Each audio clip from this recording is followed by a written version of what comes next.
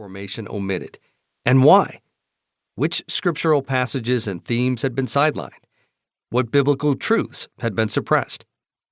Did my commitment to following Jesus actually permit me to care about things like species extinction, pollution, and climate change?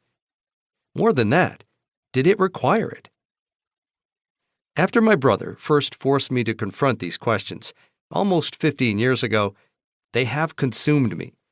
They have taken me across the world, from the maize fields of Kenya to the bayous of Louisiana, from the mountaintops of West Virginia to the vaunted halls of international climate negotiations in Paris. They have forced me onto my knees in prayer and propelled me into the streets in protest. It is these questions that this book seeks to answer. Across my hundreds of conversations with young Christians about climate change over the last decade, one theme looms above all the rest: silence. Countless millennial and Generation Z Christians, particularly those who were formed by white conservative evangelicalism, simply haven't been told that their faith has anything to say about such questions. Those of us who have come to Christian climate action have come to it circuitously, via some combination of lonely epiphany, painful deconstruction, and growing isolation from friends and family who view our spirit-breathed conviction as political radicalization rather than Christian discipleship. This book is for every Christian who has walked this lonely journey. It is for every Christian who has looked out at a world ravaged by the impacts of climate change, at the inability of their seemingly oblivious faith community to do or say anything about it, and quietly wondered if they're losing their mind. The need for the church to wake up and act is urgent. Since 2004, 7 major studies have been conducted to measure the level of scientific consensus among climate experts. Depending on the various methodologies used, these studies have found that anywhere from 90 to 100% of climate scientists agree that the climate is warming at an alarming rate, about 100 times faster than natural warming trends in the past, and that the primary cause is the extraction and burning of fossil fuels on an industrial scale. The average level of consensus across all these studies is 97%. What's more, the studies found that the higher the level of climate expertise among those surveyed, the higher the level of consensus on human-caused warming. This makes sense.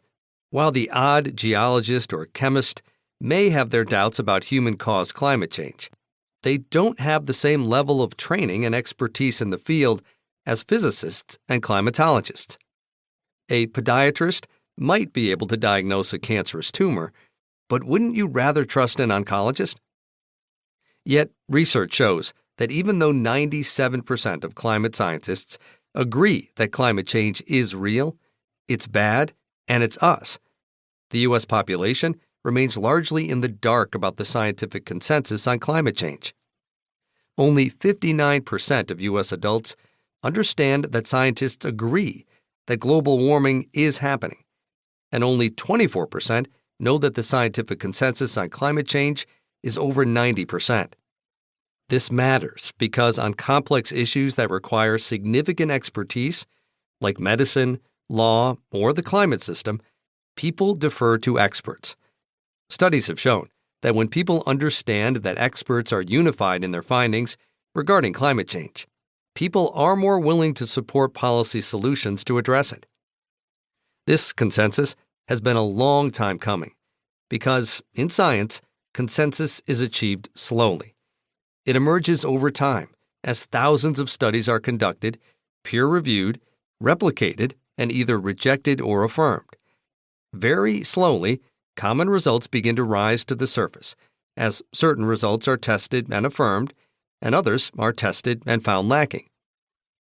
Many skeptics of the scientific consensus of climate change accuse climate scientists today of groupthink and want to see more robust scientific debate and disagreement in pursuit of the truth.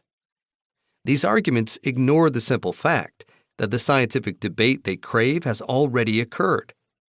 The study of the composition of Earth's atmosphere, the properties of heat-trapping gases, and the warming of Earth's surface dates back to the middle of the 19th century.